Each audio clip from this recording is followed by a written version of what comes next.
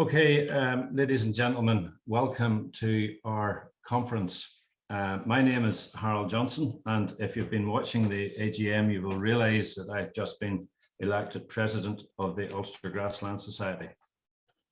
As I look back over the list of names of very prominent people who have held the position of President of the Ulster Grassland Society, it is somewhat daunting, but a very real honour to be elected as President this evening. When I speak of past presidents, I must say a very big thank you to our immediate past president, Charlie Kilpatrick. Charlie was faced with lockdown pretty much immediately after he was installed as president just over 2 years ago. He did not let this deter him in any way, and in fact, used it to the advantage of the society by leading the organisation down a more cosmopolitan route with several very successful webinars featuring speakers from New Zealand, America, Canada, and Great Britain. Charlie not only has given very generously of his time over a number of years as the previous treasurer of the Ulster Grassland Society, but will now go down in history as the longest serving president of the organisation. So thank you, Charlie, for keeping the society relevant and credible during a very challenging time. Another past president I would like to mention is Drew Mcconnell. Drew has brought great honour to both himself and the UGS, as he is the current president of the British Grassland Society. Drew has been a fantastic ambassador for Northern Ireland, and we wish him well as he continues in this prestigious role. My own association with the Ulster Grassland Society started about 40 years ago when I was still at school. That was the early 80s, and I went along with my father to a farm walk organised by the society at that time and hosted by renowned grassland pioneer and now honorary member of the society, Mr. Alan Kyle from Omagh. For me, this was the start of attending many farm walks and events organised by the society, and I am in no doubt our farm has benefited greatly from the information gleaned and the many useful connections that have been made through networking at these events. The Grassland Society provides a very real benefit to all members and in my opinion, fulfills a continuous professional development role that many other professions deem as mandatory. So if you are in any way interested in grass and forage production and not already a member, I would highly recommend that you sign up. So for those of you that don't know me, I'm a dairy farmer, and could we have the next slide, please? I'm married to Helen, who's a vet with the Department of Agriculture, and I work along with my two sons, Jack and Mark. And as Charlie said previously, my third son, Richard, is a vet in a large animal practice in Ballymoney. If we could move on to the next slide, please. We farm in a place called Ballybollen. And next slide, please. This is situated in the USA. And if any of you are slightly confused, that's the upper side of a hockle. That's how it's known around here. So next slide, please. So why do we do what we do? There are many different ways of utilising farmland within the dairy sector. There are also several different systems. At a high level, decision making on our farm is based on three things. Firstly, and most importantly, is profitability. Obviously, we have to be profitable to stay in business, and I link this very closely with sustainability. It is all about efficient use of inputs because everything that is brought onto the farm has a carbon footprint, so it is more important than ever before to analyse soils, analyse silage, minimise power requirement, and the list can go on and on. Everything must be done to minimise waste. In simple terms, when farms reduce emissions per unit of output, they make more money. The second point is suitability. Suitability, and by this I mean we have to farm in a way that suits our particular farm. So our farm is a very typical mid-antrim farm, quite heavy and best suited for growing grass. The yard is situated quite centrally within a decent grazing platform where cattle can be moved around quite easily. Thirdly, enjoyment. So if you enjoy what you do, you're obviously going to be more enthusiastic and better at that particular job. We need to like or enjoy doing what we do, do and have confidence in the systems that we employ. So when we pull all this together, thankfully, the three of us agree that making maximum use of grazed grass is a way forward for our farm business.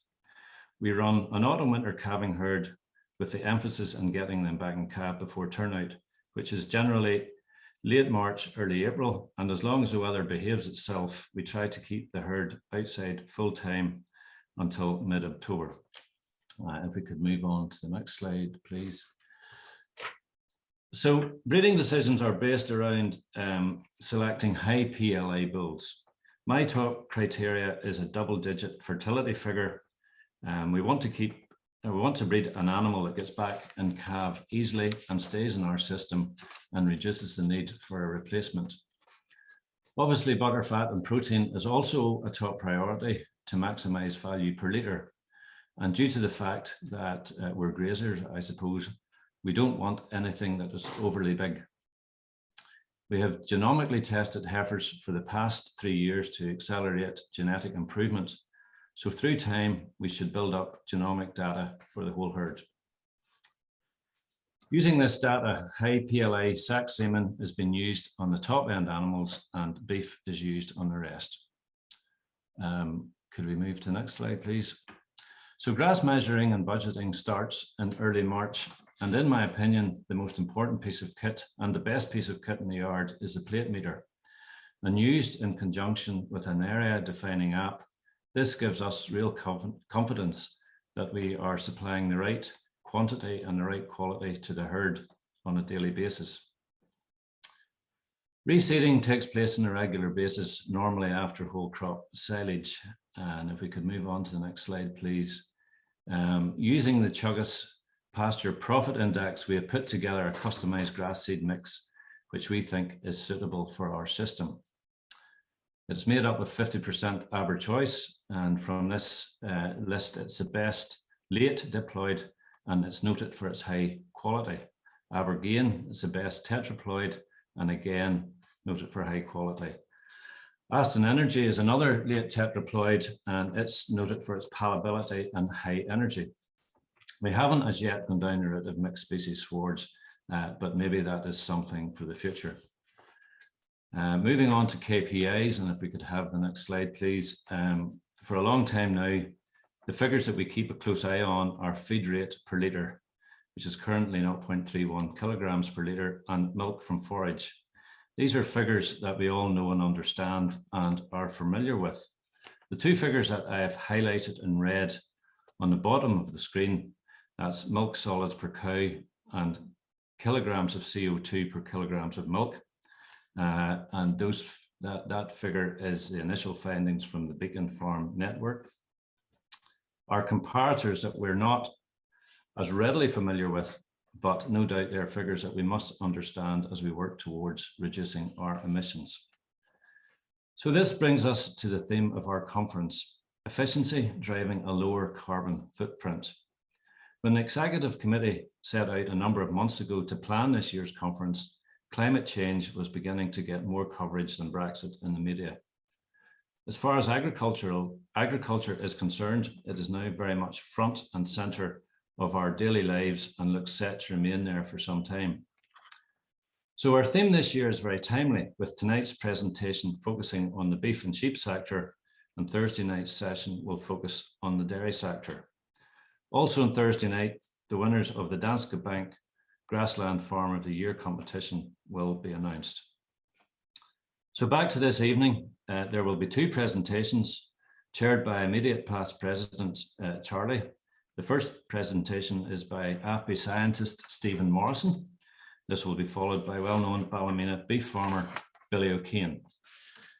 Each speaker will give a presentation lasting approximately 25 minutes, following which our chairman Charlie will field questions sent by the audience.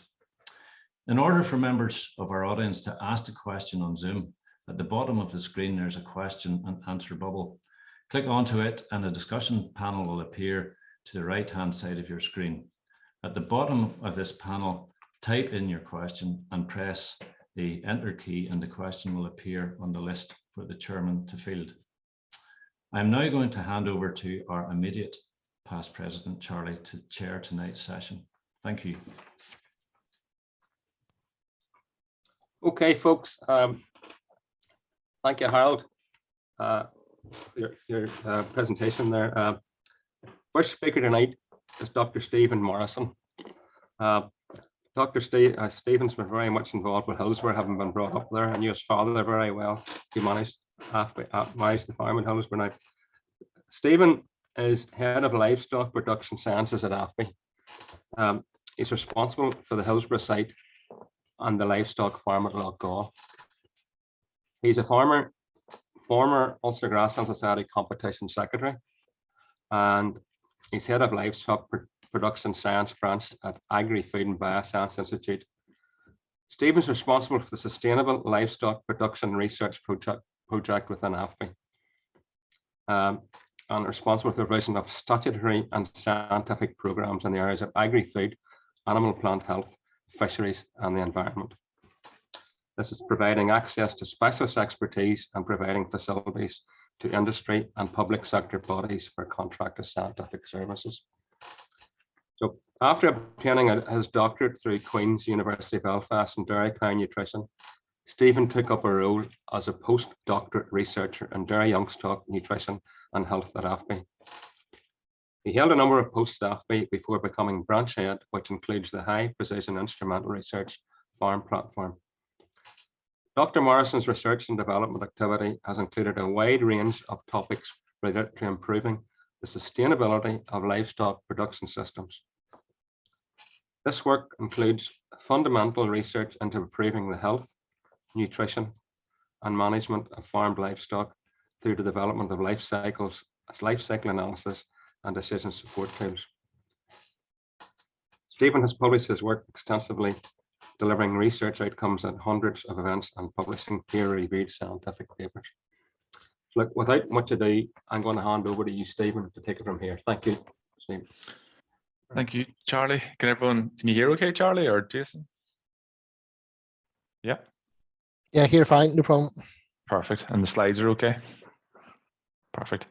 Again, thank you very much for the invite to present this evening. As Charlie mentioned, I'll try and cover a presentation in 25 minutes, really looking at the greenhouse gas footprint of our ruminant systems. So by brief overview of what I'm going to try and present this evening is the greenhouse gases in Northern Ireland, calculating the footprint, what are the key components to that footprint, why do we bother, why are we thinking carbon footprints, what do they potentially look like, and then we'll actually finish off looking at some mitigation strategies available now or possibly coming soon to help reduce our carbon footprints. So by ways of background, really, climate change is happening around us. We're seeing it and hearing it in the media every day. It is the hot topic that's out there, and as a result of our as in human emissions on greenhouse gas to the atmosphere. So what we do as humans in terms of what we eat, what we drive, what we burn, how we operate our lifestyle, etc., all contributing to those emissions. But again, there's lots of international sort of global sort of policies out there and directions to try and limit the potential of this global warming. So the most recent one would probably be the Paris Agreement, and that was really trying to limit global warming to sort of 2 degrees, or ideally trying to get it limited down to 1.5 degrees to really help reduce the impacts that could bring to our climate. Again, if we look at the UK itself, the UK government's committed to reduce our emissions to net zero by 2050. And again, within that, agriculture and land use will play important players to get to that net zero target in the UK. As we'll all be aware, in Northern Ireland, there were a number of climate change bills tabled, and recently there was amendments to different bills. And again, there was a really good webinar or seminar last week hosted by the IFJ that really got into the detail of what's in those bills and the challenges they present. So what are the greenhouse gases? Well, really, they are natural. They do occur in nature, and the illustration really gives you a bit of a flavour of where those gases come from in an agriculture environment. And they are needed. They do provide that blanket around the world to keep the temperatures at a relatively constant and managed sort of level. But what's really happened in the recent years, probably since industrialization, really, is really human activity has meant we've got too many of those gases in that atmosphere, and we're accelerating that gain in global warming.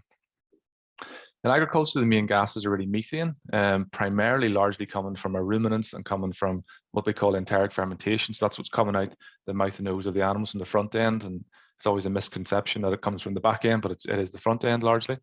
Nitrous oxides, which will largely relate to what we do with our manures and our fertilizers and how we manage our soils predominantly. And then carbon dioxide, again, that could be from the burning of fossil fuels, etc., included in that. If we look into Northern Ireland in particular, we look at our emissions levels. So quite often they use 1990 as the base year to look for where you've improved from. So since 1990 to 2019, greenhouse gas emissions in Northern Ireland have reduced by 18%. So it is a significant reduction in our emissions levels since 1990. And you'll see that really on the graph. One of the things that sort of, you sort of break that down into the different sort of sectors within what they call the national inventory. The big reductions have largely come from the energy sector, 48% reduction from the energy sector. And again, similar 25, 20, 22% from transport, etc. The one thing that's sort of worrying, I suppose, is maybe on putting the pressure a little bit onto agriculture, is agriculture emissions in total have actually increased by 8% since 1990. But again, we are a slightly different sector, given the fact we are there producing food for the population to consume and also feeding a large proportion of GB and in other countries. So we start to really tease into Northern Ireland's emissions and where they're really coming from. So the total, as I said, just over 5.5 megatons.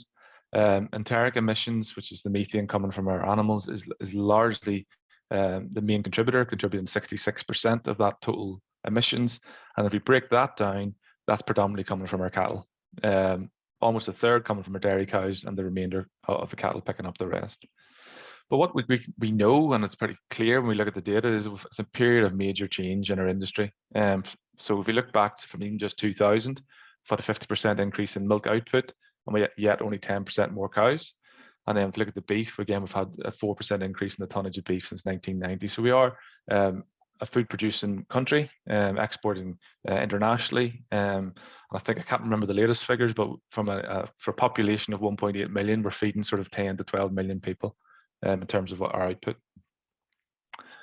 So how do we measure emissions? Different ways and different calculators and how you do such and things. We'll try and cover the basics over the next couple of slides. So you have two main approaches to measuring emissions, really. You've got the inventory approach, which is predominantly used by governments globally to really monitor where they are in the emissions and monitor progress against targets. It's very much gross emissions, and it's based on the emissions in your country. So it's national, regional scale. So there's an international panel on climate change or that really sets the goals, sets the methodologies and how you can do things. And there is a degree of ability within that for each country to get more and more precise. So they talk about tier 1, tier 2, tier 3 tech sort of approaches. And with the higher tiers, there's more potential accuracy and more detail you can get into. So an example of that, a tier 1 approach might be a cow produces a blanket value of methane. Tier 2 might start to bring in, well, the type of cow, the type of feed, and then tier 3 gets into even more detail in terms of the animal and then the rations and what they're being fed and the levels of productivity, etc. So inventory is very much predominantly based on a sort of country level. If you move into the calculators themselves, and again, there are a wide number of calculators out there, they're more used by the industry directly, either through, say, the food chain itself or directly by producers themselves, and that's the carbon footprint of the business. So that, again, can be done in a number of ways. It can be the enterprise, because quite often our farms are running multiple enterprises. So you might have a dairy farm with a few sheep with maybe some cereals, or you can have the full farm balance can be brought in there too. And what the real outcome of that is informing where the hotspots are, where are those big emissions coming from, and where are potentially those opportunities to improve. And again, as calculators develop over time, you might be able to then map and plan that out and then sort of almost do like a what if scenario test going forward. Just as an example, on the right of the slide, there is a couple of the emissions monitoring equipment, largely for methane emissions from our livestock. So both at Hillsborough, the top picture is really one of the two actually metabolism chambers we use to monitor the emissions coming from the large animals. And then at the bottom, there's a recent purchase, which is what they call green feed systems that monitor the emissions of animals when they're out of grass or potentially in the house. So two different ways of measuring methane emissions.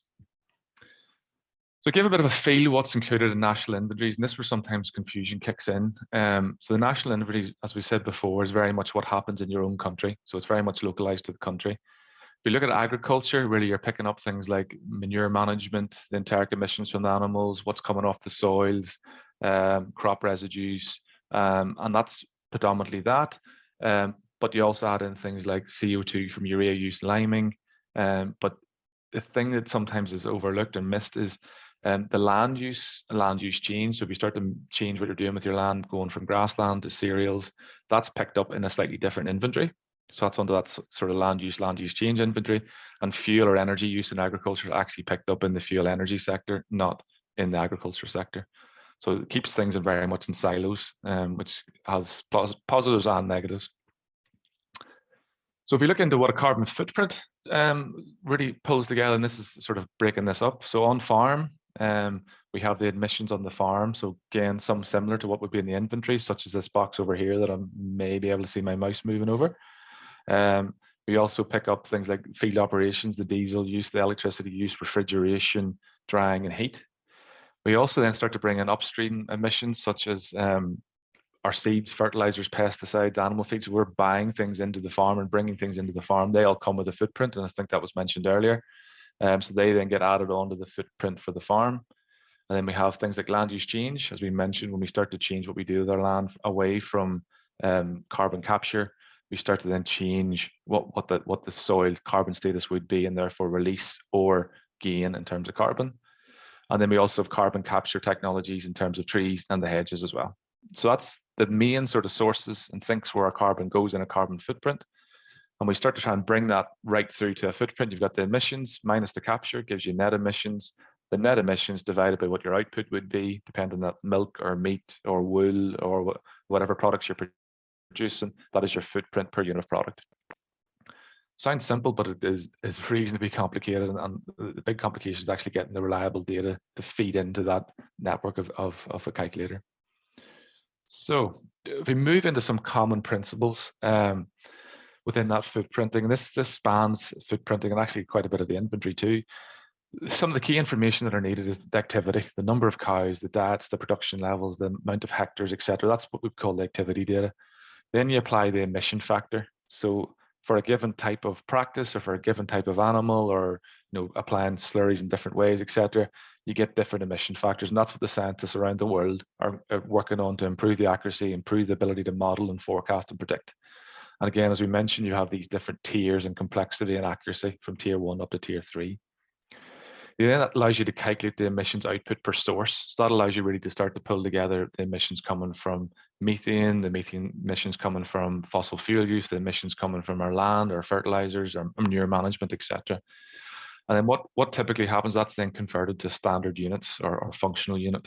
So the most common functional unit really out there is CO2, so carbon dioxide equivalents, using the GWP 100 methodology. So that's the global warming potential in 100 years. And again, for those that tuned into the Professor Miles Allen presentation last week, he would have been discussing an alternative functional unit called GWP star. There are a range of them out there. There's GTP as well. There's GWP 200. So there's quite a few, but the most common methodology currently there is GWP 100, and it is the methodology that's used currently in the inventories. So that allows you then to bring you through to a footprint, which is those total emissions per unit of product. So some key questions, and we've touched these already, so I'll skip really through this one quite quickly, is the boundaries and goals. How wide do you want to stretch the net when it comes to the emissions? Are you going to include emissions in the actual buildings and the fabric of the farm itself? Or are you going to sort of limit it down to the purchase feeds, fuels, etc.? So you've got to really set what your boundaries and goals are, and there is some differences between the different tools that are out there. If you then look at the inventory, it's a very much set boundary system into sort of very siloed systems going forward. Again, I'm just, in the interest of time, I'm just going to skip down through the functional units. And again, if we look into agriculture, really, we're really thinking of things like, is it emissions per kilogram of carcass? Is it emissions per kilogram of live weight? Is it emissions per milk for solid or energy corrected milk, protein or energy? So there's quite a few of them out there. And again, what's been developing over the last number of years is alternative functional units. So I'll give an example of a couple of those in a couple of slides, but what would best practice would be to go forward, and a lot of the calculators that are out there are starting to really look into this, is to bring a range of functional units to the table so we can ensure there's no unintended consequences, because carbon is not the only challenge out there when we're thinking sustainability. There's a much wider consideration to bring forward. So when we're thinking of these alternative units, really this is an example, and I'll step through this one. This is from colleagues over at Rothamsted Research in south of England. So the top graph is really comparing the sort of emissions per 100 grams of meat. So this example, we're looking at beef, chicken, lamb, and pork. So this is what you call a mass-based approach. So it's just meat is meat. That's what the comparison really is here. And what you can see in that is really the footprint associated with chicken was the lowest of all those different types of meat there. If you then sort of look at it slightly differently, we're actually trying to bring in the sort of nutritive value of the different meat products and then reflect that to the recommended daily intake for a human. So the emissions per 1% of recommended daily intake, then you can see a bit of a change in what the outcome would be in that footprint, where beef now is outperforming the chicken and the pork sector. So again, that's where we sort of expressed in that sort of suggestion that we should be looking at our footprints in different means in different ways so we don't get unintended consequences. As another example, just to sort of give a bit of a flavor, there's a lot of challenge out there and a lot of discussion out there relating to the use of land that could grow food direct for human consumption rather than going directly through a ruminant, for example, or through an animal before it's then consumed. So one of the metrics that people commonly look at is arable land use. So the top graph here is the arable land use for beef, lamb, pork per 100 grams of meat. And you'll see obviously in the chicken and pork sector, there's a quite strong reliance on the arable land to produce the feed that feeds those animal types. If you then bring it down to the bottom graph, and apologies if I'm going a little bit quickly, but if I bring it down to the bottom graph, this is then the arable land use per 1% of that recommended daily intake. So again, in that situation, lamb is starting to outperform some of the other food types. I'm not saying one's better than other in the overall sustainability sort of considerations, but I say it's worth looking at a footprint and the emissions in a number of different ways and different lenses.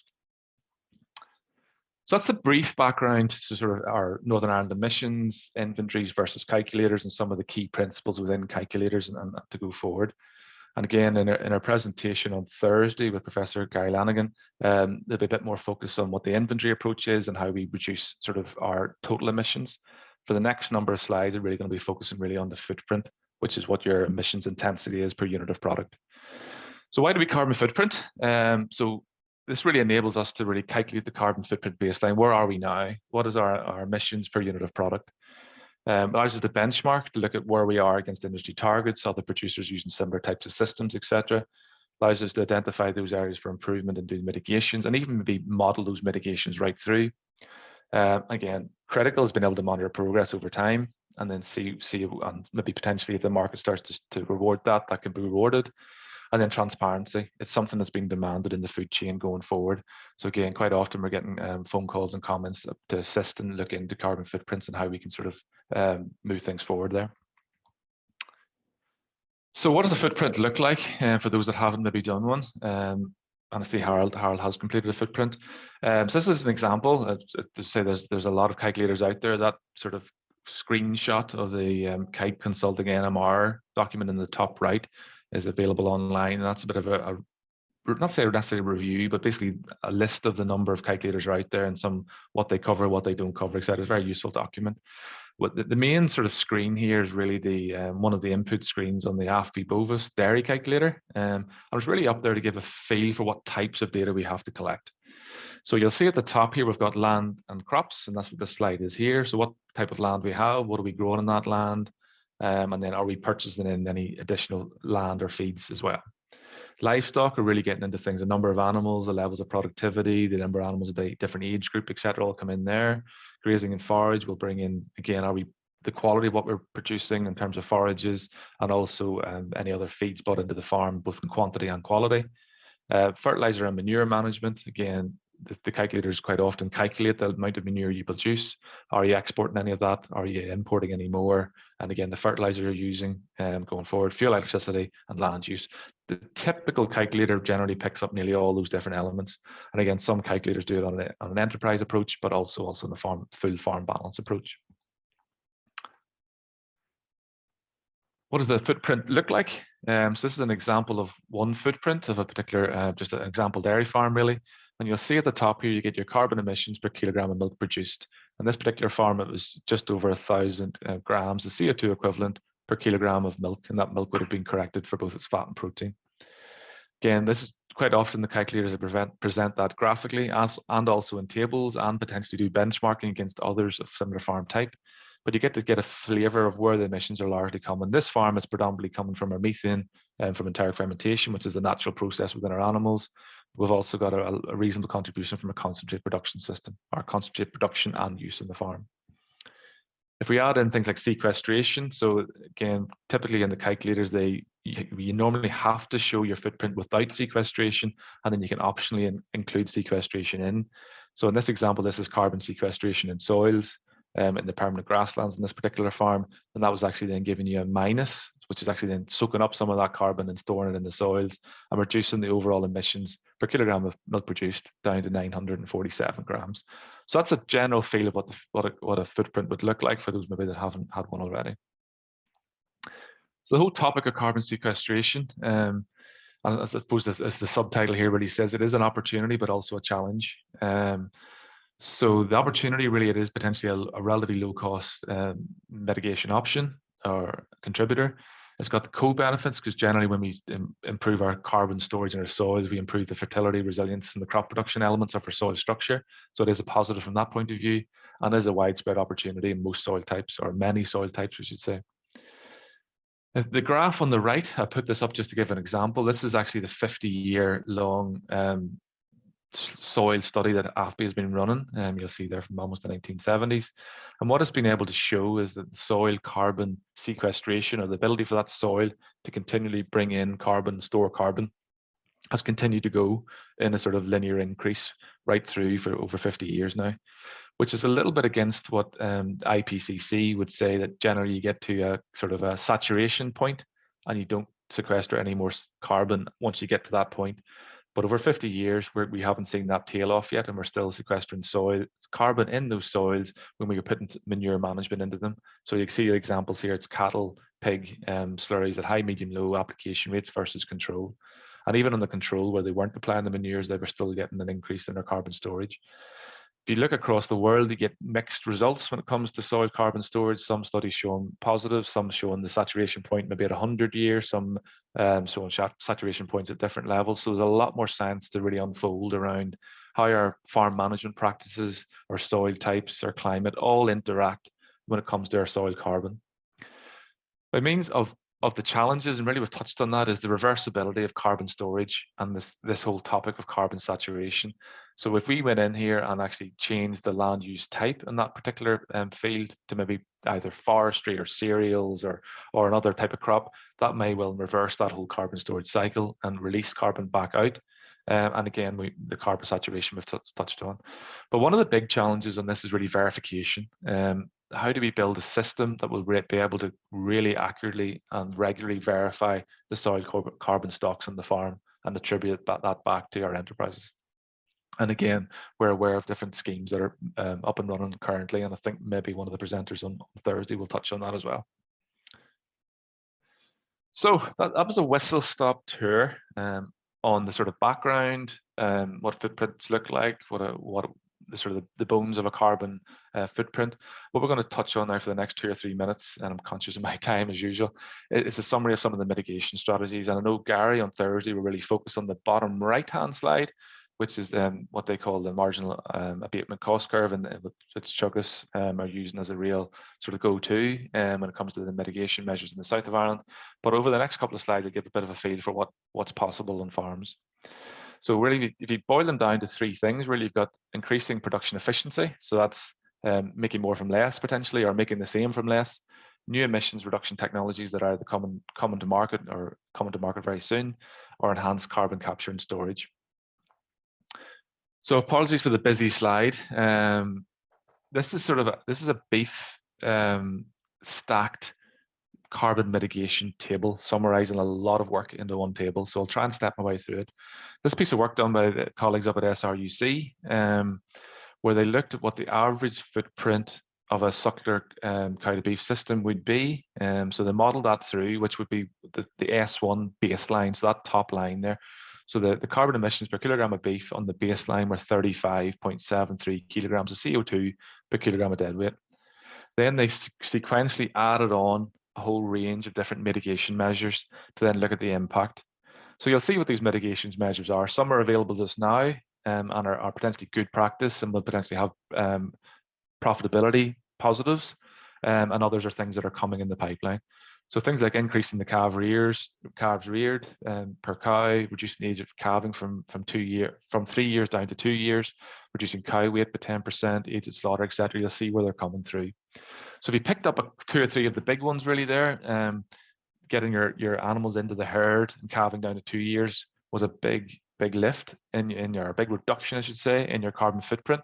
So almost 7% of a reduction after you'd already done the previous mitigation. So a big lift there and a big improvement. Reducing the age at slaughter. So that was bringing the animals slaughtering from 21 months down to 18 months. Again, that was a 12.5%. And again, improving our grassland management. So that's getting utilization up, grass quality up, getting yields up, really again gives big improvements on our carbon footprint. When you add all those together, sort of one after the other in sequential form, you can get right through to over 30% reduction on that carbon footprint of that typical average farm on a beef system. So again, plenty we could potentially be doing on that front. A couple of examples from the dairy world. So this is a spring grazing dairy farm, piece of work we've been doing along with the AgriCalc guys up at SRUC and SAC. So the bottom line on the graph here is the baseline. So this particular farm, which was almost 400 crossbred cows, 200 hectare platform, 24-month calving already. So the baseline was sitting at 1.46 kilograms of CO2 per kilogram of milk. And then we started adding our individually bringing mitigations in. These aren't quite stacked like the previous example. So this first one, we quickly identified the farmer was holding a lot of heifers for a lot longer than he needed to, and potentially could have them out of the system, out of the farm at a much earlier age. Plus there was opportunity to improve grassland yields. The yields were potentially able to increase by 10% without even having to bring any extra fertilizer in. That would immediately bring the carbon footprint down to 7.5%. If the land released from fewer heifers was then put into forestry, that would then change the footprint by almost 18%. Bringing in legumes to offset and reduce our fertilizer needs, again, 8% reduction.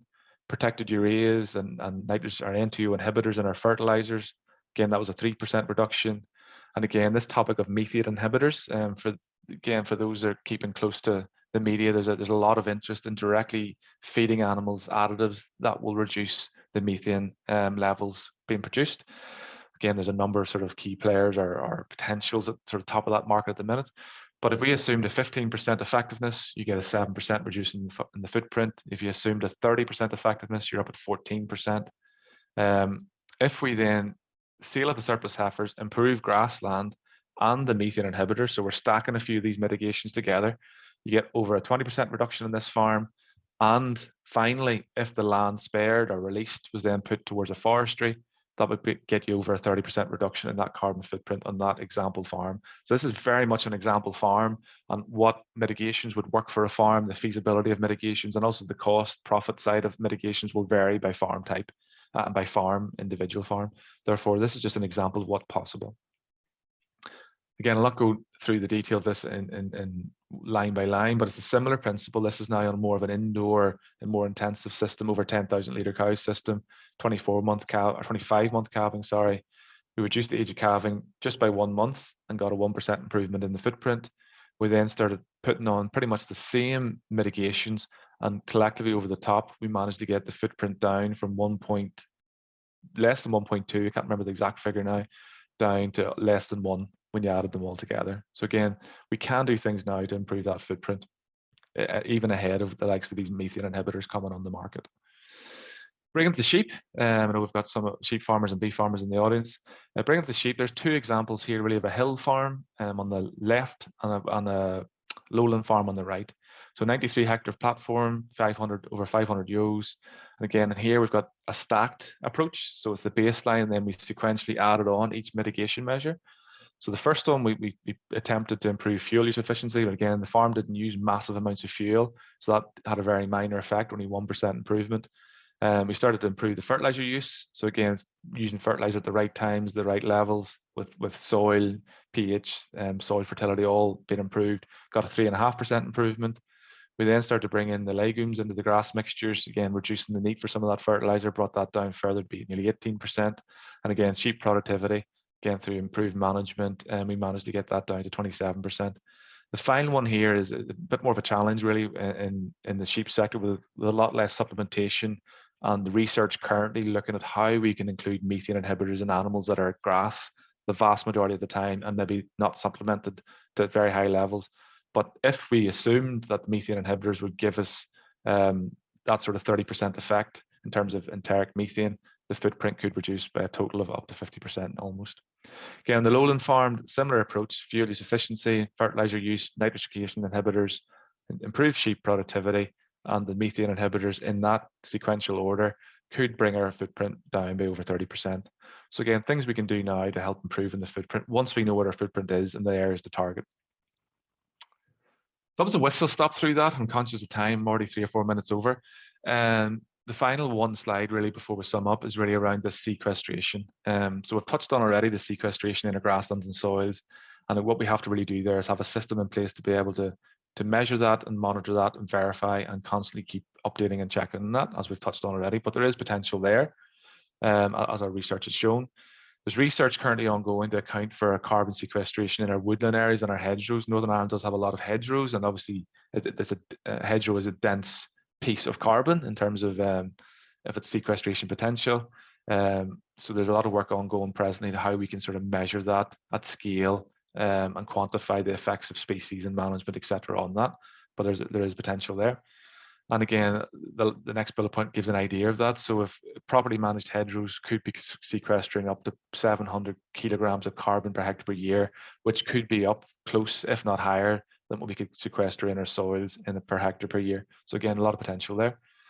And again, as we touched on very much earlier, there's a lot of interest in looking at carbon balance on a farm. So a carbon balance sort of sheet, or a balance sheet for a farm, as well as doing footprints. So where's my farm in terms of its net emissions, but also where are my emissions by enterprise in terms of emissions intensity? So the challenges are there, the technology is developing, and we're moving in that direction. So in way of summary, we all have a very important role to play in limiting global warming. Every sector, every part of our economy, every part of humankind, I suppose, in terms of we all contributed to that. The carbon calculators that we went through, both on the footprint and a balance approach, really can help you understand where those sources of emissions and direct the action. And that's irrespective if it's agriculture or industry, whatever part of this sort of Northern Ireland economy you're in, the calculators help inform that direction. And what they really do is allow us to show the potential scale of change. And we've went through a few examples of what potential could be there in terms of those dairy, beef, and sheep example farms. And the more complicated models coming forward are actually linking that through to finance and show what the financial impacts would be of those changes, both in a positive and a negative light. But one of the things that's really important, in order for a carbon footprint and all the effort that goes into a carbon footprint to actually be useful, we must actually act on them. We must actually put the results into action. So if we're able to identify those hotspots and areas for change and areas for mitigation, we must do something about it. As we've touched on, there's a wide range of mitigation strategies available now and a lot coming soon, particularly in the areas of methane inhibitors. There's a lot of research in that space. But enhancing production efficiency is a key mitigation strategy right now. The feasibility of different mitigations and the impact will be very much farm specific. So that's why it's important to have your own carbon footprint and not rely on the general carbon footprint. And again, new technologies are coming soon, as I've mentioned. Carbon capture and storage, both in our soils, our trees, and our hedges, will have an important role to play. But the key challenge here is being able to monitor, measure, and verify those emissions. But that technology is very much coming forward and forward at a rate. And again, finally, the important piece here is to evaluate those mitigations, not just on carbon, because sustainability is a lot bigger and broader than carbon, to make sure we don't have unintended consequences. So apologies, Charlie, for going over. I've had a bit of a fear would go over, but that's my last slide there, Charlie. Stephen, thanks. No, not a bit of it. I'm glad to hear it. Look, Stephen, that was I wasn't sure, but clearly a lot of this was all about. But it's been a good explanation of the science behind the whole carbon issue. It's a complicated subject. And as you know, after what's been on the last few, is a subject that has to be addressed. There's not too many questions. Just there's a couple I have up my sleeve for you, Stephen, to start with. And I've heard about the global warming potential, different approaches for measuring carbon and converting that, I suppose, to CO2 equivalent. And you've got two measures: the global warming potential 100, global warming potential star, and they seem to calculate, from what I believe, two quite different results. And if you're using that, which, obviously you're going to come down at the end of this to recommend the best way of going forward and the best type of calculator to use. But any comment on those two things, Stephen? Yeah, no, not a problem. So yeah, Miles gave a really good presentation last week at the IFJ event. So yeah, you have GWP 100, which is the most common sort of functional unit, or well, functional is probably the wrong term, the most common metric that's currently used. And that's the one that's used in our national inventory. So that's what we're reporting against at national inventory level. The sort of slightly more novel, although it's been on the go for quite a while, is GWP 100. And what they do differently is GWP 100 looks at what would methane's global warming potential be over a whole 100 years, whereas GWP star takes into account the fact that methane is more of a short-lived gas in the atmosphere. So it'll be out of the atmosphere in less than 20 years potentially. So that's why the main difference is how they account for methane and the warming sort of effect of methane. So if you sort of boil that down to what it means in real terms, if you're, say, at a national level, if our methane levels are static and they're not increasing, then the warming potential of that methane will be neutral, will not be increasing, will not be adding to the warming potential. If we are growing in our methane output by expanding our herd or doing more, then the actual uplift in warming is quite high. So it is negative, a real strong negative in terms of global warming if we are increasing our methane emissions. But on the reverse, if we start reducing methane emissions, we have a really, really positive effect on reducing the warming potential. So it's a little bit around where we are nationally. Are we at a level playing field with methane? Are we rising? Are we lowering? But it is something I think there's going to be a lot more discussion about, how we bring it forward. And yeah, I think my gut feeling, this is my personal thought, is I think we'll end up looking at the gases slightly individually. But the overarching thing here is currently our national inventories are GWP 100, and that's what we report against currently. So that's why most calculators are focused on that particular metric. Okay, Stephen. Now, there's not too many questions yet, but there's a couple coming up just on systems. And I suppose, I know this is maybe a beef night, but I suppose the thought was in my mind, going back to my days as a dairy advisor, we had low input spring calving systems and we had higher input autumn calving systems. So your research going to come down to say, is there any one of these two systems which would be more suited to reducing carbon footprinting, or even take it into beef and sheep type systems? No, it's a good question. It's the one that sparks a lot of debate, is what system's best. We did a piece of work actually a couple of years ago where we looked at that actual challenge, a lower output, lower input, more grass based versus a higher output system. And we looked at the footprints. There was remarkably little difference between them. And that's because you're dividing by the output. So if you have a lot of output and you're very efficient, your footprint could be quite low. So what I would probably summarize there is there's a lot of variability and a lot of opportunity within the system. So even though we've been doing a piece of work looking at farm business survey and over 100 dairy farms per year, and the variation in footprints across those farms is colossal, which shows that there's major opportunity, and that's largely driven by technical efficiency. So if we can get efficient in what we do, we can drive that footprint down. And then the discussion between, is it more of a grass, spring calving, lower output versus something else? That really gets revolving around the productivity, the things like nitrogen fertilizer, how we're using that, because that's a big driver on a more of a grazing based system, whereas maybe in an indoor system, it's feed imports and feed coming in is the bigger driver in that system.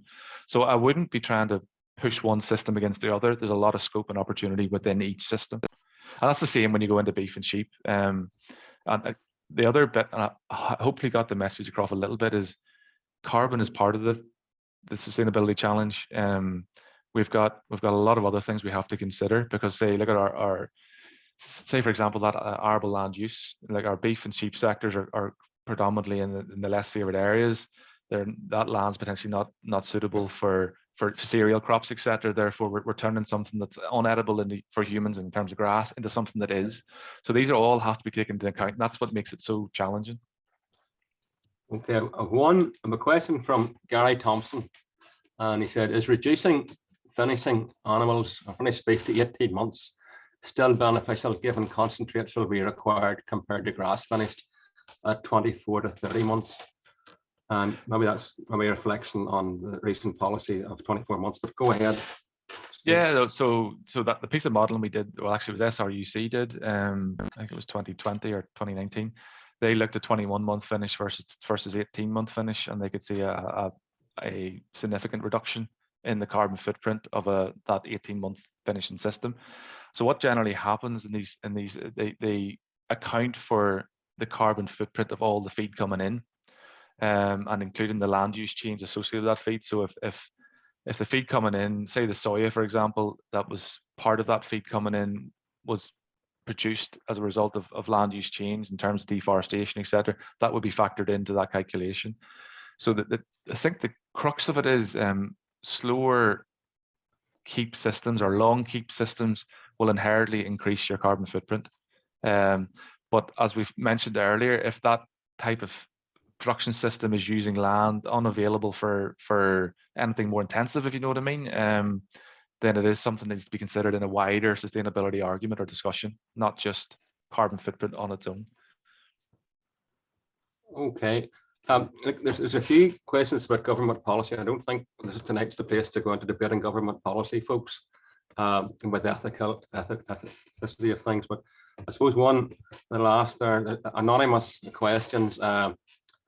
One says, are we catching up, as there's still a lot of gaps in our knowledge? And I would say there is. Jason wants to answer that question about gaps in knowledge. You want to come ahead? Oh, sorry, no, you're all right. Sorry, I was just checking to say you were not answering it. Sorry, I didn't mean that way. So go ahead. You're more than welcome. More than welcome, Jason. Yeah, no, there are say probably 5-6 years ago, maybe there was a massive piece of work really to improve those emission factors we talked about. How do we predict the emissions coming off our land and our animals? And there's still more to do in that, particularly when you start to bring in more of these alternative management approaches, the likes of multi-species swords, the new type of fertilizers coming in. Mm-hmm. Probably the big area that's really there is this whole soil carbon, soil capture, and our hedges and trees, and how we can sort of monitor that and verify that at scale, because we need to be able to do this at full country level. So the science is I wouldn't say playing catch up, because it has happened to evolve at pace to be able to model, verify, and capture this information. But there still are some gaps, but we are very much working hard on it. And across the world, it is probably one of the key research areas in agricultural systems across the world. Okay, Stephen, there's no more other questions. Any questions from the panel there before we go move on from this, folks? I don't see any more. Stephen, thank you very much again for your time and what you've done. Appreciate that, and it's certainly given us an insight into the science behind this. And it's all fairly new to us, and there's no doubt it's something we're going to have to deal with in the future and benchmark that as much as we benchmark for cost production in the past. Our next speaker, folks, tonight is well-known beef farmer from County Antrim, Billy O'Kane. Billy and his wife Liz come from Cribbilly farm near Ballymena, where they farm a 250 stabilizer cow suckler to beef unit. In his early years, Billy qualified as a vet, and he worked in the Yorkshire Dales for some time, and I believe he was based at the Skeldale practice in Thirsk, where James Harriet came from, or where he wrote his books from. He then returned home to take over the family farm, and Billy's main, when he came home, if you don't know, he became the Farmers Weekly Beef Farmer of the Year in 2014. And in those days, his main interest was in driving down costs and increasing output. But His interests have changed now, and his main interest, basically, which is behind this paper he's going to give us, is the interrelationship between agriculture, food, carbon, climate change, and the challenges of feeding a growing world population.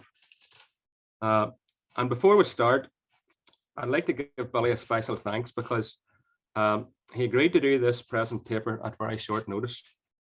And unfortunately, due to family circumstances, our original speaker, Alex Brewster, had to pull out due to unforeseen family circumstances. So Billy, thanks for doing this at short notice. And as a result of the short notice, you'll all notice the logos in Billy's talk have not been changed from the British Cattle Breeders Club to our own, but we're not worried too much about that. So without any much more ado, I'm going to hand over to Billy's recorded presentation, and Billy will be available to answer questions after the presentation. Thank you very much. Hello, my name is Billy O'Kane, and today I'm doing a presentation of a total farm carbon audit that we carried out on our farm during lockdown in 2020. Together with my wife Liz and my farm manager Joe, I run a 250 stabilizer cow suckler to beef herd in Ballymena in Northern Ireland. Just a little bit of background about myself, how I got here. I qualified as a vet and worked as a vet in rural mixed farm practice in North Yorkshire, in the Yorkshire Dales mostly. I then specialised in commercial avian veterinary work and worked in the poultry industry for 14 years, where I certainly learned a lot.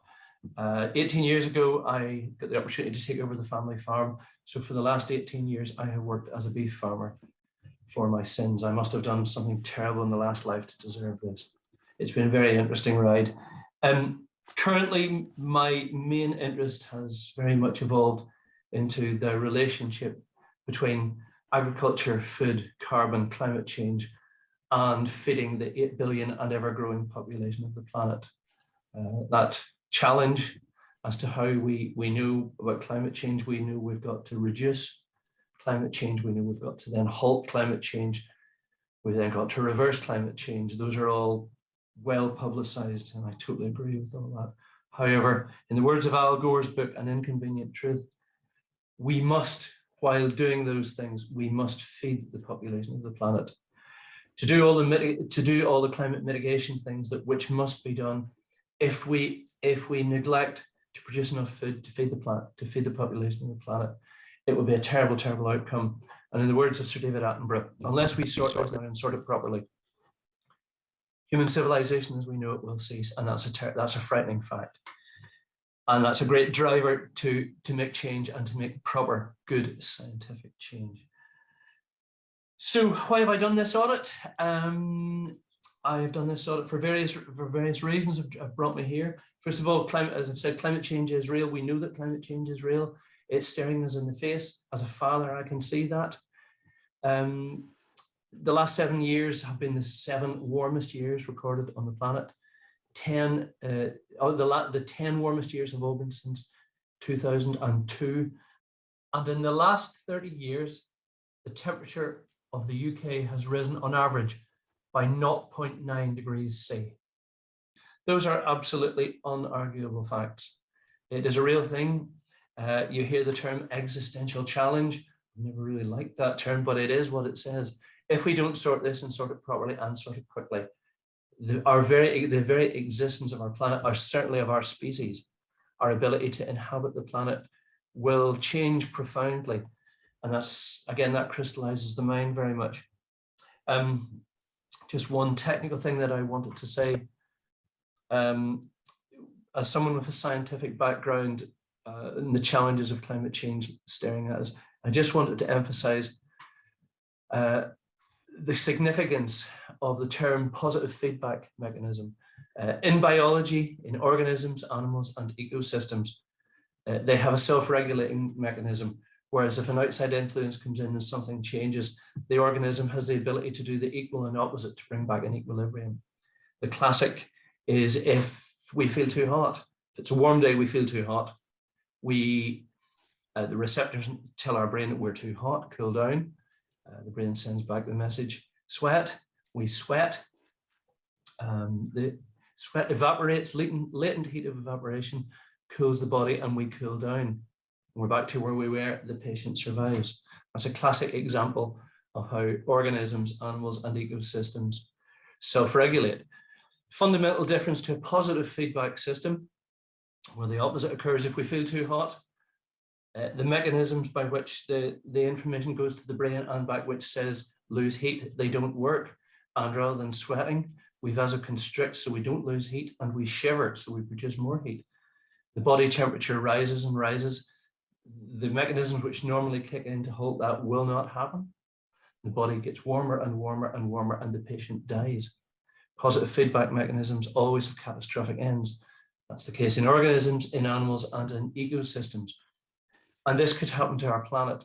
There are various factors which could kick in, which could very much cause climate change to be, rather than a negative feedback system, which we probably still have the ability to do, to make it into a positive feedback system. And the two things that really, really frighten me are forest fires and permafrost.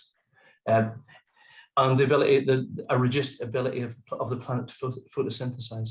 The way in which the planet reduces carbon dioxide, the main greenhouse gas from the atmosphere, is chlorophyll in plants, trees, and grasses, pull carbon dioxide back in, incorporate those into sugars, starches, roots, wood, reduces the amount of greenhouse gases in the air. If the planet warms up, lots of areas which can do that will become desert. The planet will lose its ability to photosynthesize, so that makes it worse. Permafrost. Very large areas of the Arctic and subarctic hold a huge amount of carbon and organic matter in the soils. Those just are never released to the atmosphere. They're held as permafrost. If the temperature of the crust of the Earth raises by a couple of degrees, we're already seeing it. That permafrost thaws, and massive amounts of methane and carbon dioxide greenhouse gases are immediately given off into the atmosphere, which warms the atmosphere further. More temperature increase, that just causes more permafrost thawing, more gases go up more, and that becomes a classic, pardon my repetition, positive feedback mechanism. Forest fires, much documented over the last couple of years, California and Siberia and Australia. Those all turn carbon held in biomass straight back into carbon dioxide in the atmosphere. More climate change, more warming, more forest fires, more release. Classic feedback mechanism. I heard frightening figures this year. The Siberian wildfires alone this year, the greenhouse gases released from those are higher than the annual average greenhouse gas output of Germany. Frightening figure, and can only get worse. So while climate change is hopefully still dealable with by negative feedback mechanisms, we must act. Other reasons why I did the audit. We hear all the time about the vilification of the cow. Cow is the new coal. And as a beef farmer, this sort of thing, oh, well, this is affecting my livelihood. I've got to learn more about this. Also, our children in their late teens, coming from a rural background in Northern Ireland, heading off to universities in the big cities of England, halls of residence, coming back to stories of eating meat in their meals, and basically the criticism they get as if they were barbecuing Bambi. It crystallizes the mind, makes you think, I've got to learn more about this, see what the facts actually are. So watching on the media in the last few years, we hear so much about cows and climate change and about methane. And all we hear really is about how much greenhouse gases bovines, ruminants release per year. These figures actually are mostly correct. They're not misinformation. They are mostly correct. The thing of a cow, the methane belched by a cow is the equivalent of a car driving 2,000 miles per year. Whatever accounting system you use for methane, it might be slightly different, but the figures generally are correct, and I don't disrespect them in their own right. However, we only hear one side of an equation. And like everything where we only hear one side of an equation where two exists, it is very, very misleading. Governments all at the minute have a need to make policies which will reduce greenhouse gas emissions, increase sequestration, but it has to be done on the basis of the best scientific information. If that isn't done, it's like a computer. If you put rubbish in, you'll get rubbish out. So the correct information must be published, and that means publishing all sides of equations so that it means something. I use the analogy of a football team in this. In farming, in agriculture, in most aspects of life, we have two aspects of greenhouse gases. There's the greenhouse gases which are released, and in a farming capacity, there are the greenhouse gases which are captured and sequestered back into our soils and trees and hedges. All we ever hear about in the media is the gases released. And in a footballing analogy, that's as if the football results, when they're announced on a Saturday, all they announce is how many goals your team let in. It's like saying every Saturday Manchester United conceded a goal today. Well, after a number of weeks, you think this team of mine is rubbish, but it's actually only one side of a story. And unless they also read out how many goals your team scores, you don't have any proper indication of what the reality of the situation is, what the balance of the situation is. So I was really, really keen to work out how much we know pretty much what our farm, the greenhouse gas that's giving off, or we'll talk about that. But I've been really, really keen to find out how much carbon, how much greenhouse gases our farm is sequestering per year. We know how many goals we're conceding. Really, really interesting to know how many goals we're scoring. So after years of hearing all these things, one-sided things, stories on the television, and some information wasn't correct, after many years of shouting at the television, I thought it's time I actually stopped shouting at the television and did something useful. I met with an agricultural graduate who was just about to start a PhD in climate change studies. Very similar interest to myself in that those relationships between agriculture, food, carbon, climate, and feeding the population. And during the autumn of 2020, we decided to do this farm carbon audit, where we would look, as well as looking at greenhouse gases released, we would look at the credit side of greenhouse gases sequestered. His name is Josh Thompson, and we spent a couple of months doing that, and I just wanted really to present the mechanisms and findings of our survey to you. Just a slight disclaimer, this is not a peer-reviewed scientific paper. I'm not a climate scientist. Josh is on track to become a climate scientist. I am not a climate scientist.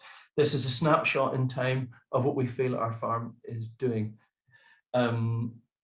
We haven't, again, we didn't have the time and resources or expertise to do detailed long-term studies of soil carbon, what they're doing, and the same with trees. It has mostly been based on a literature review of work done throughout many scientific institutes around the world in the last 20 to 30 years, and predominantly on sequestration. But I just wanted to say it is not a peer-reviewed scientific paper. It's a snapshot in time, and I really wanted to regard it as a conversation starter. I'd be really keen to discuss in the question and answer session and in the future with anyone of like minds, or probably more so anyone of unlike minds who disagrees. But I just wanted to regard it as a conversation starter. So, and the second disclaimer I just want to say is my raison d'etre for doing this is not to justify remaining a beef farmer forever. That would be a really silly thing to do, and I have no intention of doing that.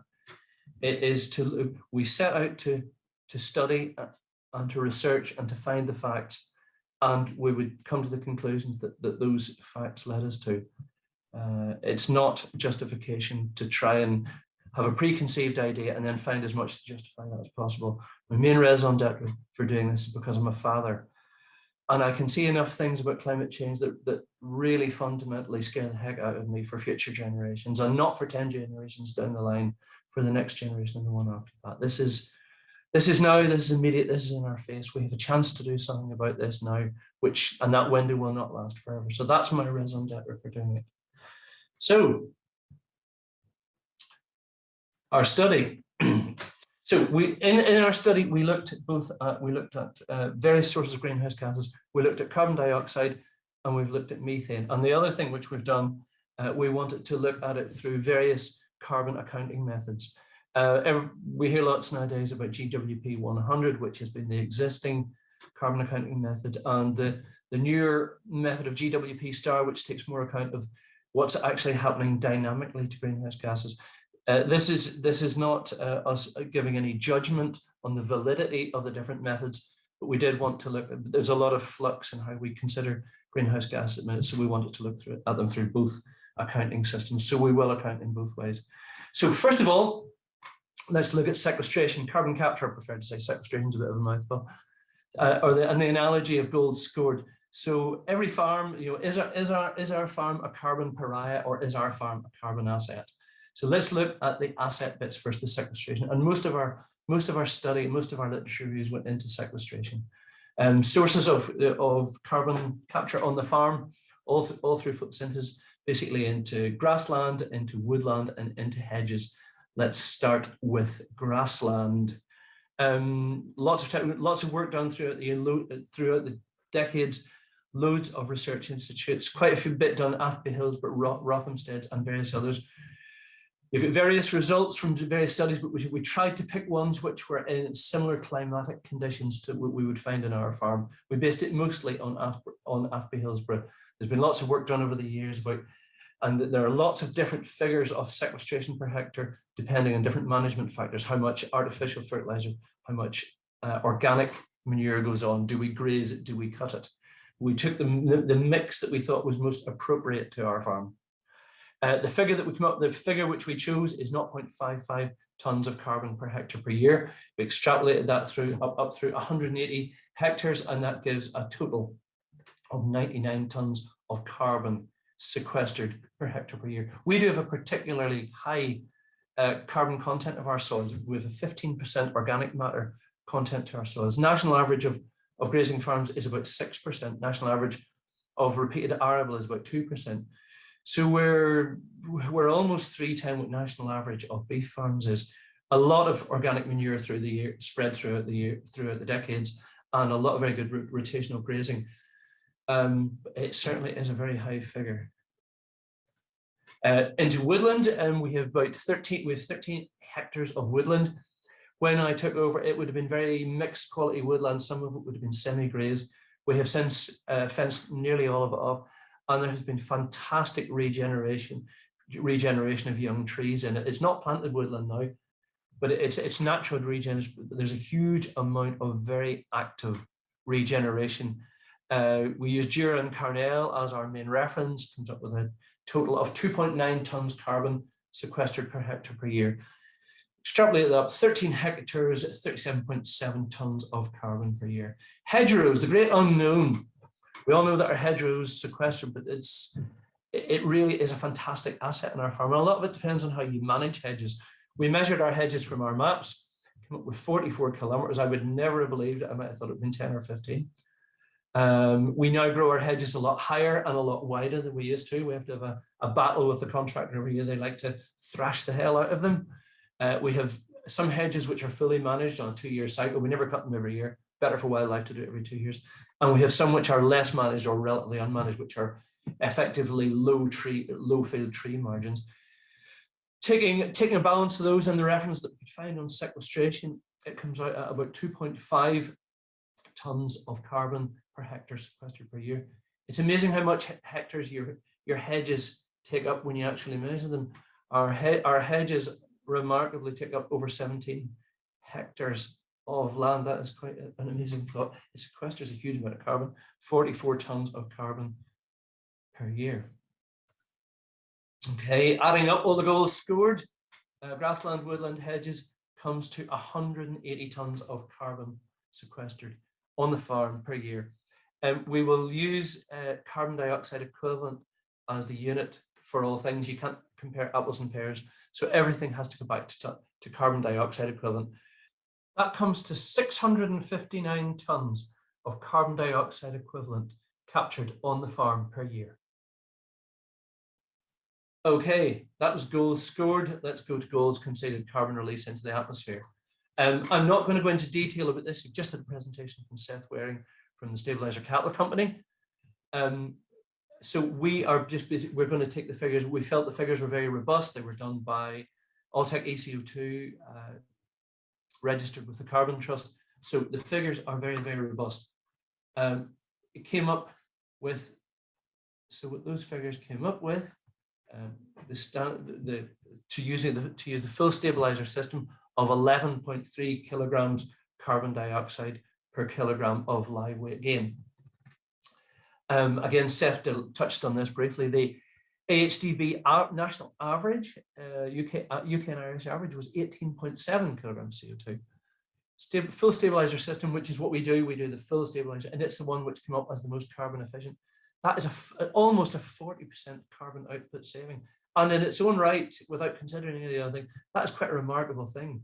And as Seth said, carbon efficiency, the graph for carbon efficiency runs directly parallel to the graph for production efficiency and the graph for profitability, profit sustainability. So this is one of these things, we're doing things which help the environment, contrary to normal opinions, doesn't cost money. It's a net financial gain. So doing things which will help your carbon efficiency and will help mitigate, stop, reverse climate change are also really make a farm more financially sustainable. So 40% carbon output saving, that really is fantastic. So let's take our 11.3 kilograms carbon dioxide from that and let's extrapolate that up to a total farm basis. So we had to work out all the total number of live weight gain per year, which the unit entails, which is the equivalent of live weight sold per year. So going right through our generations of bull beef, breeding bulls, heifers and cows sold, came up with a figure of 107 tons of live weight sold per year. Times that by the 11.3 kilograms of carbon dioxide per kilo, and that comes up to 1,218 tons of carbon dioxide equivalent released on our farm per year. That's the total number of goals conceded. Let's compare. Sorry, I said that we would look at the things through GWP 100 and GWP star. The carbon sequestered, there's no difference between GWP star and GWP 100. It's all carbon dioxide, so there is it remains constant. However, the carbon output, the 11.3 from the Alltech work, must be converted from GWP 100 to GWP star. We were very intent in getting this right, so we took quite a lot of advice on the conversion method. So when you take the 11.3 kilograms per year of carbon dioxide equivalent emitted, the Alltech figures give that 2/3 of that is methane and 1/3 is other gases. If we take the carbon dioxide component of that, which is the 3.8, that does not change between GWP 100 and GWP star. So the 3.8 remains constant. The 7.5 kilos of methane, that changes considerably into GWP star. And again, we're not judging the merits of the two systems. Like everything in life, it's a dynamic subject and it will sort out in time which is the best, where the most viable accounting method is. And like most things in life, it will probably turn out somewhere in the middle. We don't know yet. In changing the methane component into GWP star, you basically divide by 3.75. GWP 100 over penalizes methane global warming potential by between 3.5 and 4 times under GWP star. So you divide by 3.75, that takes it down to 2 kilometers. The sum of those two comes to 5.8 kilograms of carbon dioxide equivalent compared to the 11.3.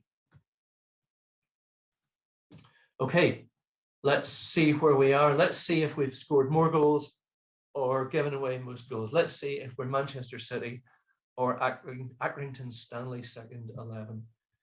First of all, under GWP 100, total farm release, 659 tons. Sorry, total farm sequestered, captured, 659 tons, total released, 1218 tons. Per kilo, it's 6.1 against 11.3. That basically comes to 54%. So under GWP 100, we are 54% of the way towards carbon neutrality. That is probably Accrington Stanley second 11. Let's look in GWP star. On a total farm basis, 659 tons sequestered against 625 released, per kilo 6.1 against 5.8. So under the more dynamic system of GWP star, we are 105% of the way towards carbon neutrality. In other words, we capture 5% more greenhouse gases from the atmosphere and store them than we release. So we are 5% beyond carbon neutral. I don't know if we're Manchester City, maybe we're Arsenal, but we are better than carbon neutral, so we are sustainable in that. Comparison, 54%, 105%. And that in effect is what the conclusions that our that our survey came to the best of our abilities under the most robust assumptions and most robust maths that we could do, 54% towards carbon neutrality, or 105% of the way towards carbon neutrality. If I may, we've got a few minutes left. I would just love to, in researching for this and carrying out this audit, in Morris, we set out to do a very basic thing, but like all things in life, you find out something, and for every answer that you get, it raises 2 questions. And the research along the way introduces a lot of questions and facts as well. And I would just love it if I made for 2 minutes just to go through some of that. Lots of talk, carbon dioxide and methane, both we know are potent greenhouse gases. Governments need to decide which courses of action to take. Who's the bad guy? What's actually happening up there? So what do governments have to tackle that gives it a chance of working? First of all, carbon dioxide. Let's look at what carbon dioxide has done over the last number of decades. Carbon dioxide release nearly all comes from fossil fuels. So fossil fuels burned to produce energy, transport, etc., turn into carbon dioxide. Let's look at the amounts of what those has done over the last number of decades. Coal harvest and use and burning has doubled in 40 years. Gas has doubled in 50 years. Oil has doubled in 35 years. An old university flatmate of mine worked his entire life in the offshore oil drilling and harvesting. He started work in 1986, retired last year. And when he retired, he told me that the annual world drilling and consumption of oil had exactly doubled from when he started work. If you take the sum of those 3 things, so carbon dioxide, so fossil fuel combustion, and hence carbon dioxide release has effectively doubled in roughly the last 40 years. That is enormous. And given the fact that the planet doesn't have the ability in those 40 years, it isn't capturing anymore, isn't photosynthesizing, isn't sequestering anymore, all that extra carbon dioxide is just sitting there as warming blankets. It ain't going anywhere. And that is fundamentally frightening. Let's look at methane. Very difficult to get precise answers on levels of increase of methane over the decades, over the centuries, over the millennia. Best work we could find was done at the Smithsonian Institute and the University of New Mexico, which basically states that herbivore origin methane has increased 6% in about 120,000 years. So that is very, very marginal compared to the doubling of carbon dioxide in the last 40 years. I also yesterday saw a methane map of the world, atmospheric concentrations of methane across the globe. Interesting, those do not correspond in any way to cattle population concentration across the globe. By far the highest concentration of methane was over China, which has a really, really low cattle population. Slight bit of further research, only 40% of methane released on an annual basis comes from animals and from nature. And of that 40%, less than half comes from cattle. The rest comes from ponds, vegetation, and soil. There's as much methane released annually into the atmosphere from growing rice as there is from cattle. The other 60% of it comes from human activity. Methane content of the atmosphere has doubled since the beginning of the Industrial Revolution. And it is reckoned that methane is the cause of 20% of climate change. However, of the methane being released on an annual basis, only 20% of that is of animal origin. And of that hasn't really changed much over the millennia. 60% of the methane being reduced on an annual basis is from human activity, mostly as leakage from the oil and gas industry and from sewage and from the great unknown of food waste. So it's not all about methane. Who's the dog and who's the tail in this? Who's wagging whom? The dog is carbon dioxide, the tail is methane. And governments have to concentrate primarily on carbon dioxide. Agricultural greenhouse gas emissions. In the UK, 10% of total greenhouse gas emissions come from agriculture. The rest come from other human activities. Agriculture, methane from ruminants, carbon dioxide from fuel, transport, fertilizer, etc. And the other huge source, not often discussed in agriculture, agriculture does have influences on climate change, but it's not primarily methane. It is primarily carbon which has been released from the soils of continuous arable due to ploughing. Most soils pre-industrial revolution started at about 6% organic matter. That's where the carbon is. Most of those in continuous arable are now about 2%. Where is all that carbon that was stored? Carbon, the soil is the biggest carbon store on the planet. Most of that in arable soils have gone straight to the atmosphere, and mostly through ploughing. Again, it's not all about methane. There are methods in which that can be fixed in arable, but those must happen. Just briefly on the development of meat production throughout the decades. Currently, meat trends on a percentage basis of what's consumed by humans on the planet, 36% of it's poultry, 35% pig, 20% beef. So beef is very much at the bottom end, but of much more interest has been the development of those across the last 60 years, or pretty much my lifetime. In the last 60 years, poultry consumption has increased by 15 times, not 15%, 15 times. Pigs by 6%, beef by 2%. Beef hasn't even kept up with the growth in the human population in the last 60 years. So when people talk about the increase in meat, they are not talking about beef. It's mainly the monogastrics, which eat food which humans could eat. Okay, what doesn't work for climate from an agricultural point of view? Offshoring of our food production. So all governments rightly are legislated that they must reduce greenhouse gas emissions. So what does a new minister come in when he has to do it? They've mostly decided we have to reduce our greenhouse gas emissions by 30 to 35%. That's fair enough, and that's probably about right. What does he do? We look through all aspects of human life. So in beef production, milk production, they say let's just reduce cows by 30%. That reduces our GHG outputs by 30%. That's correct, but that is immense short-term thing. It looks good theoretically. You can stand up in the Parliament and say that. In reality, it is an environmental disaster. The growing population of the planet requires more and more and more food. If we reduce food production, all it will do is export the challenges that we have.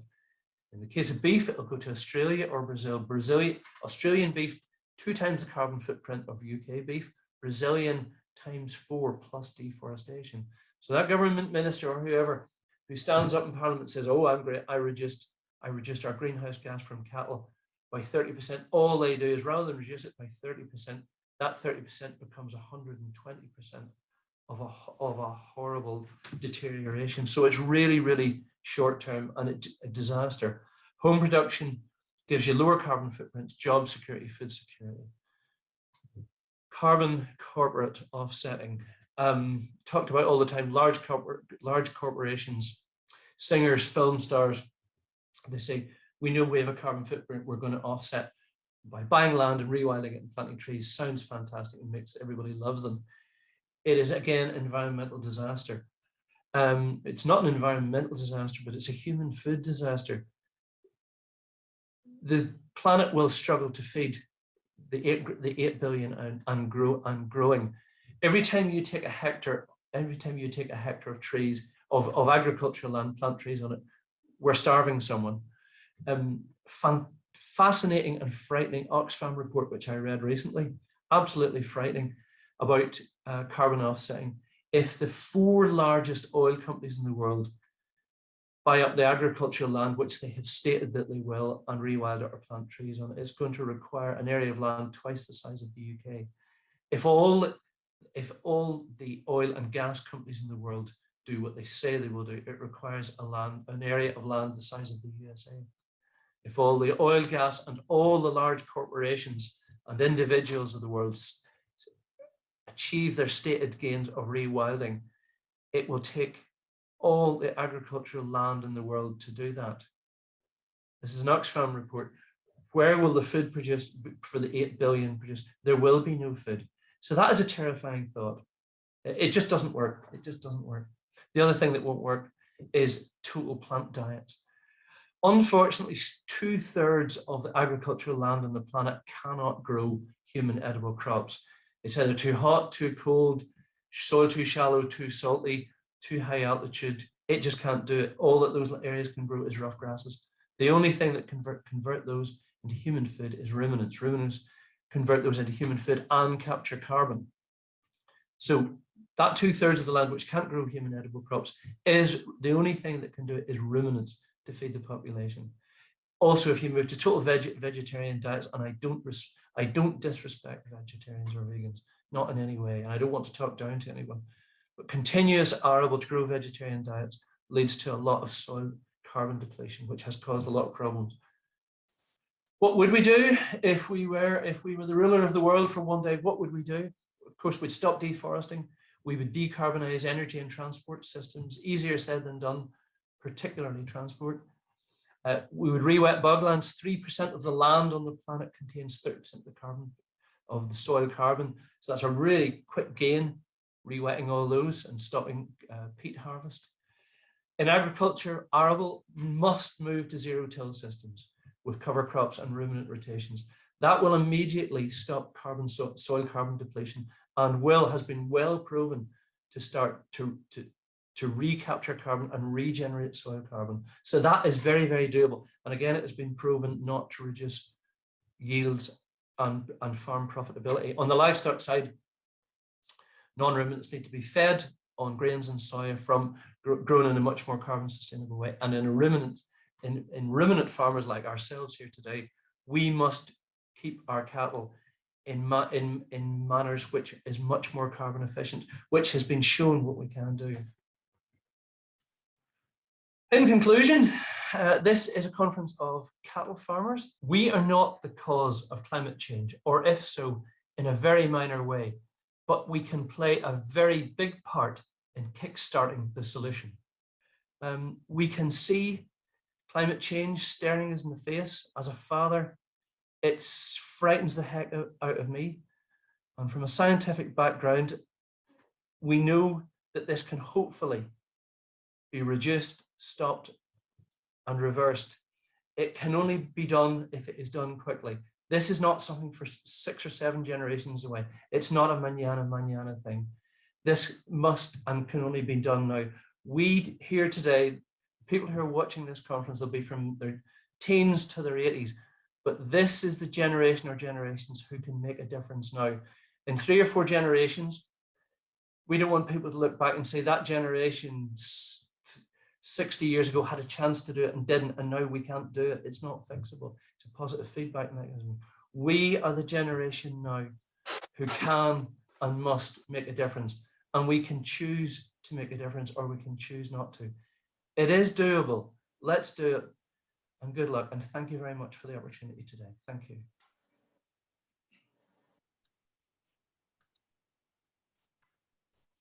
Okay, Billy, thanks for the paper. Billy, you there? Okay. Yes. Can you see me and hear me?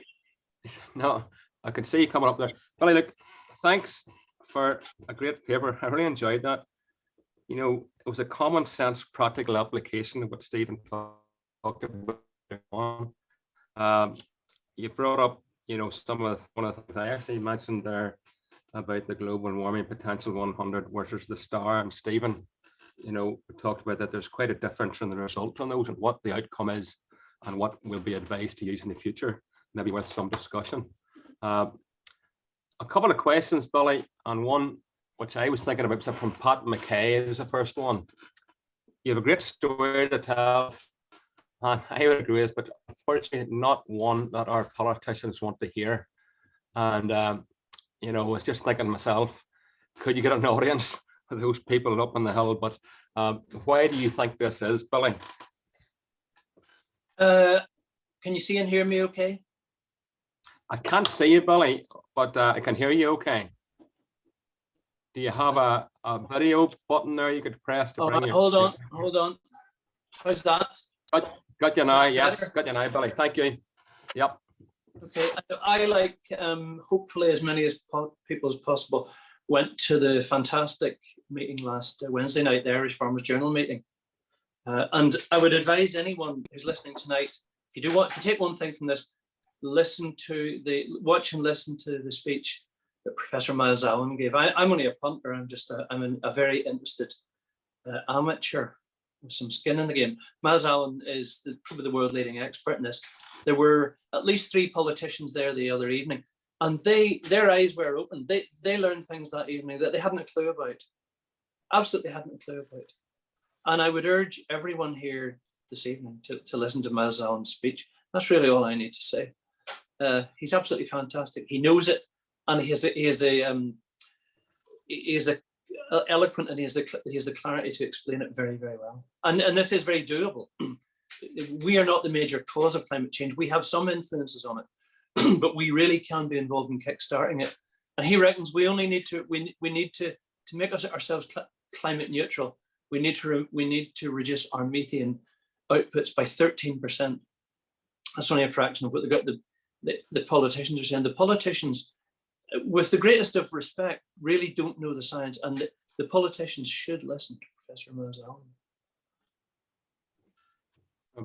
Well, I'd agree with that. I watched that myself, as did most people in the audience here tonight, and I think, like I was just very frustrated with it.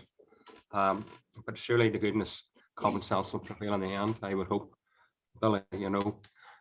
Second questions are starting to pile in now. Tom Craig said it's a great presentation. Aligns a lot with his way of thinking. He wonders if buying in cattle feed from America is sustainable. I suppose importing our cattle feed from the other side of the world. I suppose we need to look at a more sustainable, self-sufficient system on that. What your thoughts are on that? Well, but back to our earlier speaker, there are situations that if you look at net carbon footprint, you can lower net carbon footprints by feeding concentrates to cattle at specific times.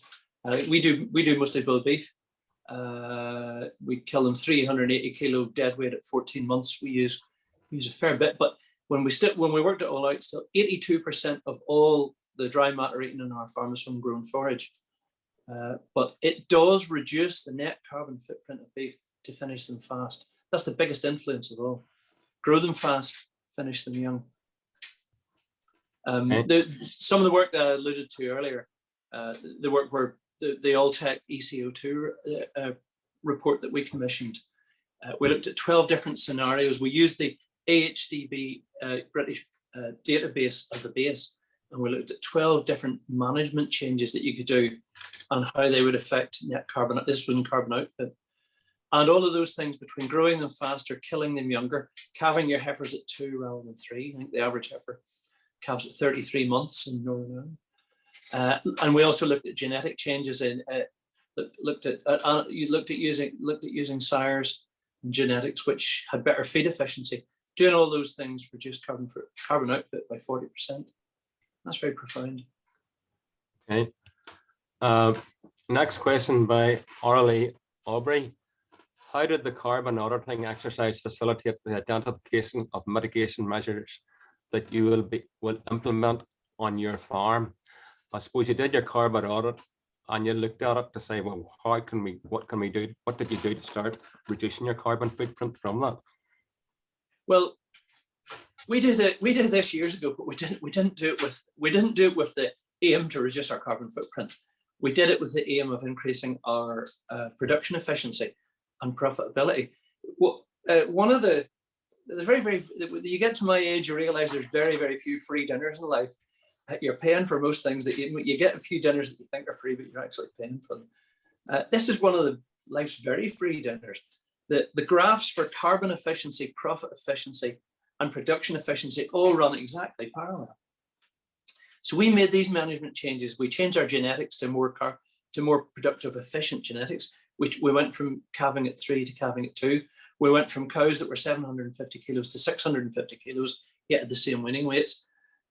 We moved from steer beef to bull beef. We reduced our slaughter ages considerably, but we kept our slaughter weights the same. We improved our grassland management. We did them all for profitability issues, but it just turned out they all have carbon issues. And if I sound like a bit of a clever dick sitting here tonight saying that I've reduced my carbon footprint, it is now my interest, but that's not what I set out to do. I set out to reduce my production efficiency and mainly my profit efficiency to try and support my family better. And they had what was an accidental consequence of exactly pro rata improving my carbon efficiency. So I'm not the cleverest person in the world. I set it out for different reasons, but it achieved those things by accident almost. But that's now become, the main show in town. And that's what we're going to do. And I can see a time, and I hope I see a time, where in government subsidies where they incentivize us for carbon efficiency and penalize us for carbon inefficiency. And that ultimately is the only thing that really will that will entice farmers to do it. And I really look forward to that. And I know that will come. Okay. Billy, there's no more questions, and I just wish the audience was here. I think there'd be a few more, because it was a fantastic paper, and it's one that I'll be using for my children and others to see, because you put across the story extremely well, and you're very passionate about it, as we are. And we do talk about the next generation and our children and what's going to be there for them. But like, well, Billy, there's not many chances this will tip from negative feedback system to positive feedback system relatively quickly. And in nature, positive feedback systems, they self-feed, and they always end up with the patient dying. And in this case, the patient is our planet, or the ability of our planet to sustain human life. And we have this one opportunity now. And if we don't take it, we will be looked upon by future generations as the generation who were too lazy or too blasé or too self-centered to do this, because we can do it. And if you listen to Miles Allen, we can do this. And I don't want us to be known by as the generation who had the chance to do this, but were too lazy and with a catastrophic end. So we got to do it, and we can do it. Let's do it.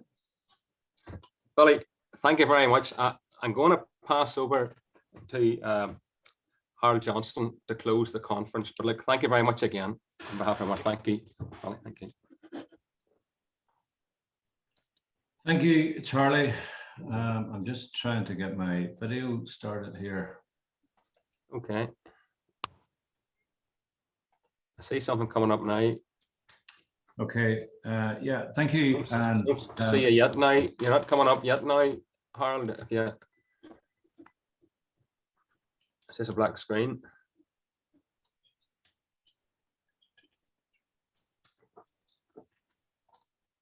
Okay, I can hear you. Okay. No picture.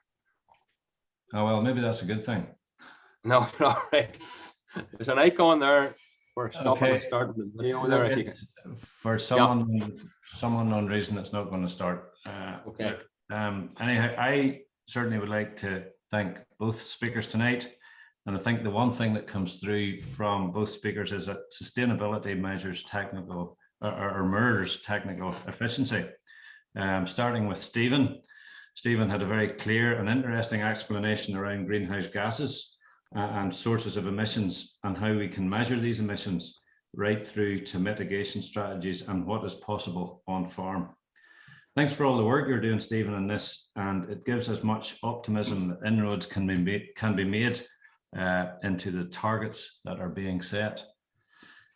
Again, thanks to Billy for standing in at the last minute.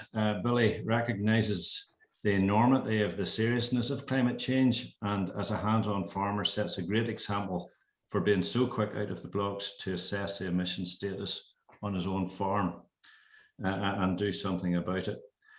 He had a very interesting analogy with football this evening, mentioning several different teams, but I'm very disappointed he didn't mention Ballymena United.